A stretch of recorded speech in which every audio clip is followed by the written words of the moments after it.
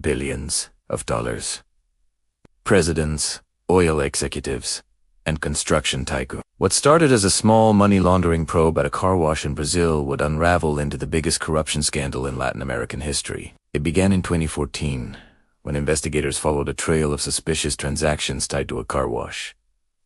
What they discovered was not petty crime, but a vast scheme inside Brazil's state oil company, Petrobras. At the heart of it all was Petrobras, a giant oil company, the pride of Brazil, turned into the engine of corruption. Executives at Petrobras inflated contracts. Construction firms like Odebrecht paid bribes. Politicians pocketed millions. In exchange, companies secured massive infrastructure projects. Odebrecht, Latin America's largest construction company, became the central player. Its executives admitted to paying over $800 million in bribes across 12 countries.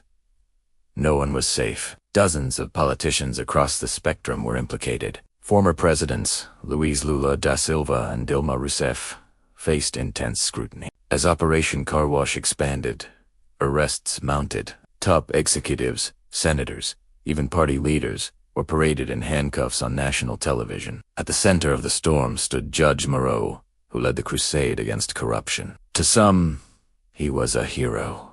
To others, a political weapon. In 2018, former President Lula, once hailed as the voice of the poor, was sentenced to 12 years in prison for corruption and money laundering. Brazil erupted. "Supporters!" cried Fowl, claiming the charges were politically motivated. Critics said it was justice at last. Dilma Rousseff, Lula's successor, faced impeachment amid the scandal. Though not directly tied to bribes, the corruption cloud doomed her presidency. Operation Car Wash spread far beyond Brazil. Investigators traced Odebrecht's money trail to Peru, Mexico, Argentina, Colombia, shaking governments across Latin America. In Peru alone, 4 former presidents were implicated. One, Alan Garcia, tragically took his own life as police arrived at his door. Investigators uncovered Odebrecht's secret bribe department, complete with spreadsheets, code names, and offshore accounts by 2017. Prosecutors estimated over $2 billion in bribes and kickbacks, draining funds meant for schools, hospitals, and public services. The scheme echoed state capture scandals around the world.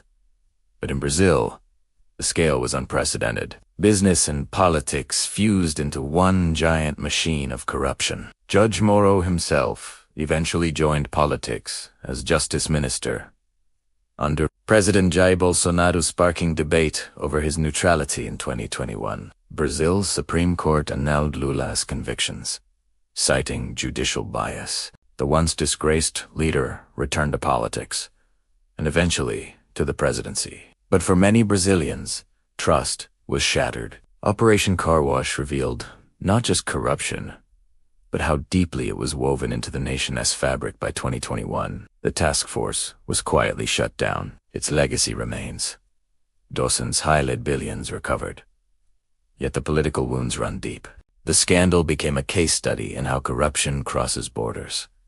A warning to democracies everywhere. Lawyers, whistleblowers, and journalists faced threats. Some paid the ultimate price to uncover the truth. Operation Car Wash left Brazil questioning, was it true justice or a selective justice? And can corruption ever truly be rooted out? From Panama Papers to 1MDB, Car Wash showed the same story. Money, power, secrecy, and ordinary citizens paying the price, billions stolen. Presidents toppled, a nation shaken. Operation Car Wash changed Brazil forever. But the question remains, who really paid the price?